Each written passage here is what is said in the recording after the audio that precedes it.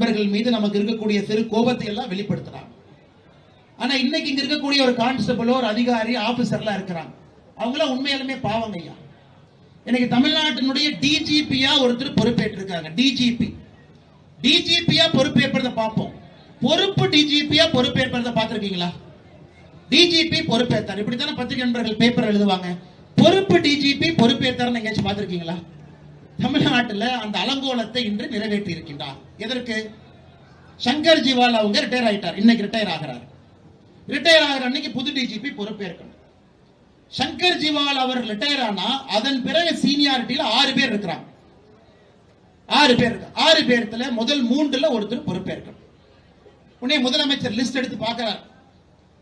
இந்திய அரசு உச்சநீதிமன்றம் என்ன சொல்றாங்கன்னா, ஒரு டிஜிபி ஓய்வு பெறுவதற்கு 6 மாசம் இருக்கிறப்பவே அந்த லிஸ்ட யூபிஎஸ்சிக்கு அனுப்புங்க. 3 பேரை தயார் பண்ணி நாங்க உங்களுக்கு கொடுக்கிறோம், 3ல 1 நீங்க போடுங்க. 6 மாதமாக ஒரு பெயரையும் கூட அனுப்பல. முதலமைச்சர் லிஸ்ட் எடுத்து பார்க்கிறார். இவங்களா seniority number 1 Seema Agarwal, right, இவங்க நம்ம ஆட்சிக்கு எதிராக இருப்பாங்க, தூக்கு. நம்பர் 2 தூக்கு, நம்பர் 3 தூக்கு, நம்பர் 4 தூக்கு, நம்பர் 5 தூக்கு, நம்பர் 6 தூக்கு. இந்தியாவில் எங்கேயுமே அநியாயம் இல்லைங்க. நம்பர் 7 தூக்கு, நம்பர் 8 தூக்கு. 9வது சீனியாரிட்டியில யார் இருக்காங்களோ அவருக்கு நீங்க டிஜிபி என்கின்ற அந்தஸ்தை கொடுக்க முடியாது. முதலமைச்சர் என்ன பண்றாரு? பொறுப்பு டிஜிபி இன்சார்ஜ்னு போட்டுட்டு ஜெர்மனி கிளம்பிட்டார். அப்படி இருக்கும் பொழுது காவல்துறை எப்படி விளங்கும்? நீங்களே சொல்லுங்க.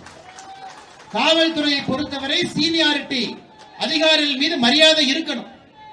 காவல்துறையை பொறுத்தவரை உயர் அதிகாரியின் மீது கீழே இருக்கக்கூடிய அதிகாரிக்கு மரியாதை இருக்கும்.